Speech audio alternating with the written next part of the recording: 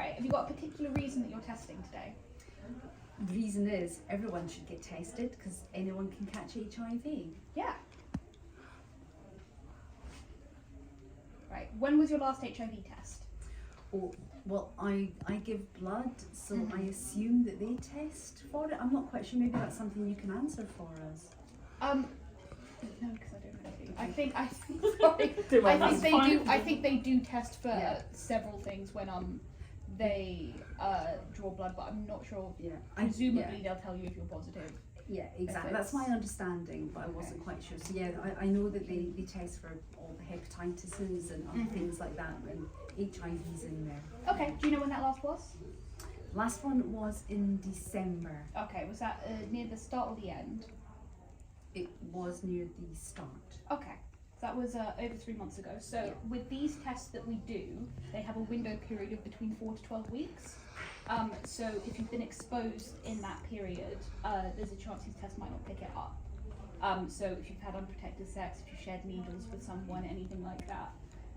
So happy to do the test, but if there is something that you're particularly concerned about, then you'd want to come back and get tested again once that window period is over. Okay. And then obviously it's always good to be regularly testing. It's a good habit to be in. It's one of the 5 major ways of preventing HIV.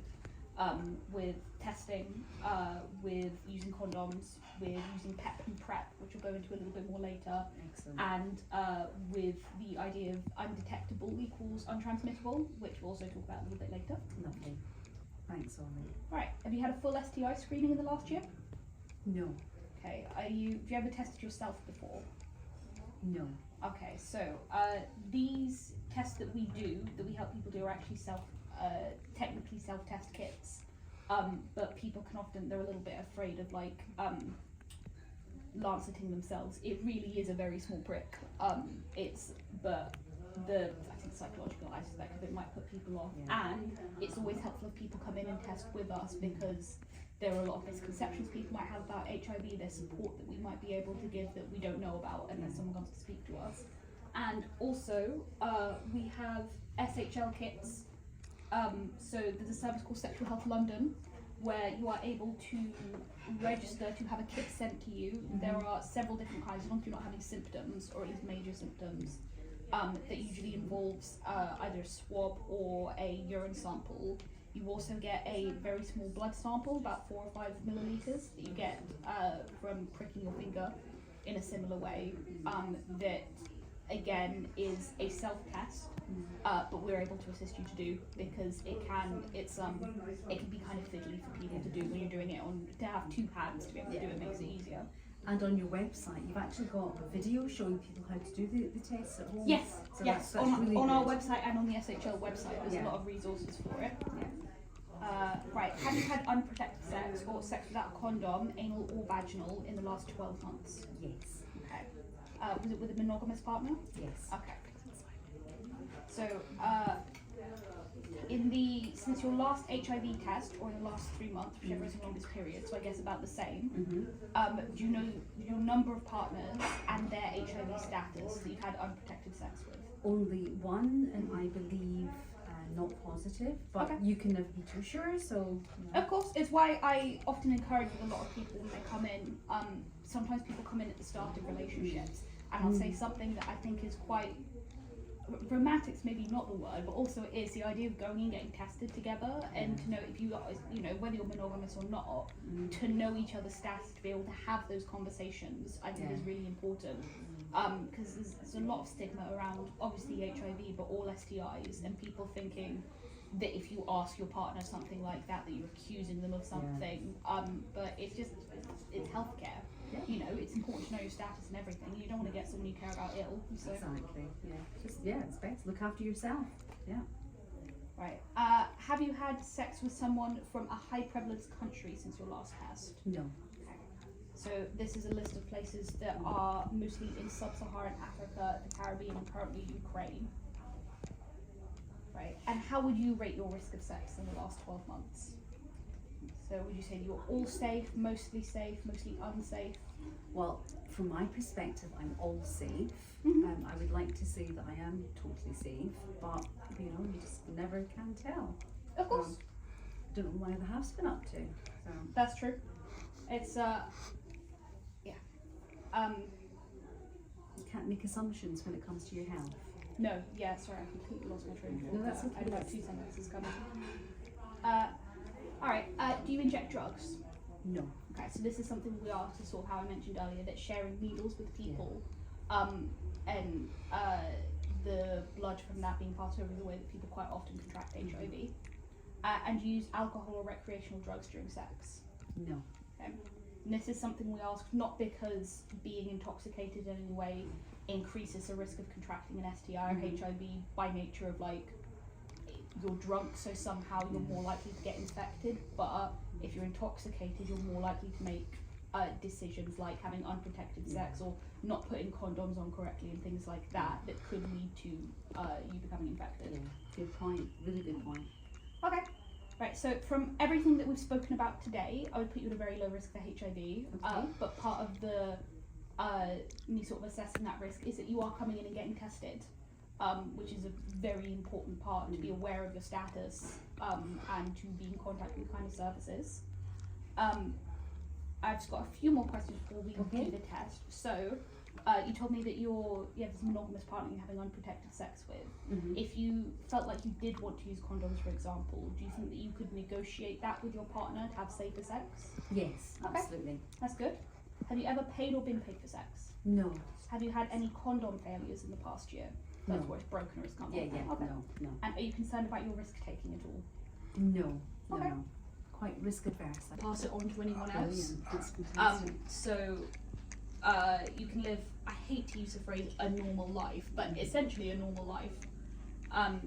And So it doesn't stop you doing anything, and if you know, as a woman, if you wanted to go on and have children, then you would then pass it to your child. yes, Yeah. obviously you still want to be working with your doctors for that kind of thing, but it's no longer, certainly no longer a death sentence that people thought it might be in the 80s or it was in the 80s or 90s, and that people can live without being afraid of passing it on like they might be, and hopefully to live without stigma as well and fear.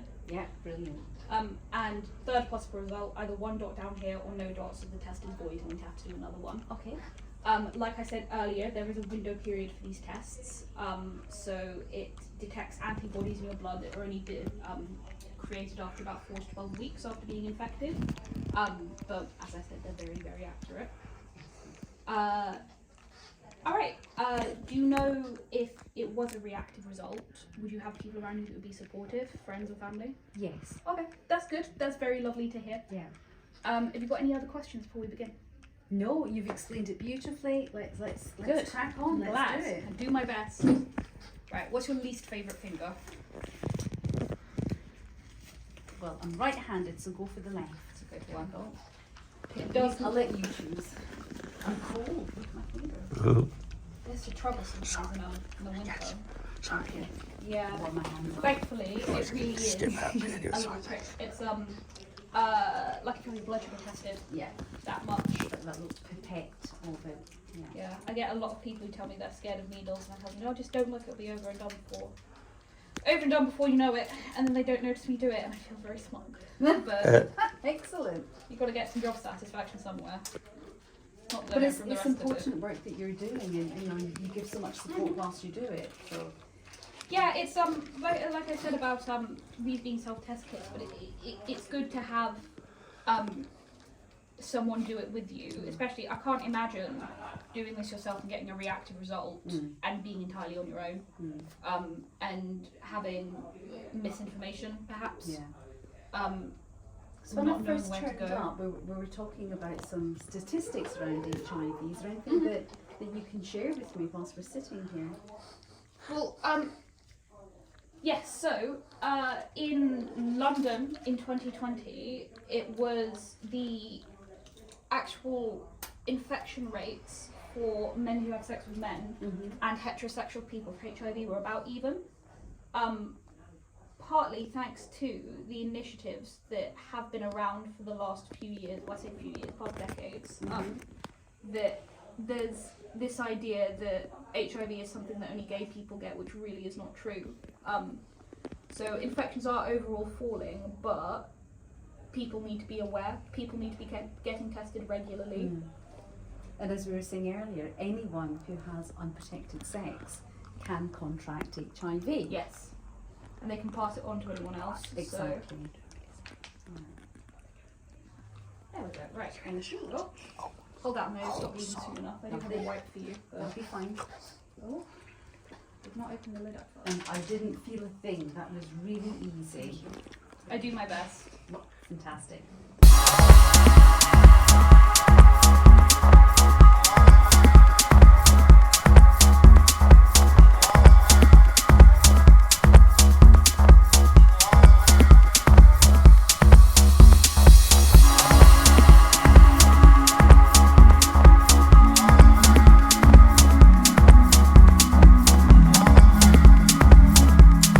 Even though you think that you're safe and you haven't been putting yourself or exposing yourself to the risk of HIV, then you really do still need to get tested, because you never know. You just don't know. So it's best to get tested and keep yourself safe and other people that you love safe as well. Yeah.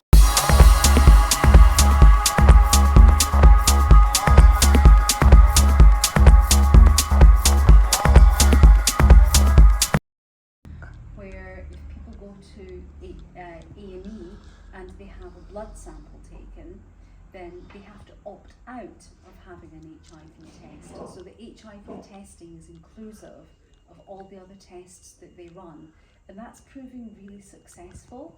And they've picked up quite a number of people who didn't know they had HIV have tested positive for it and can now take action to protect their health and the health of loved ones around them.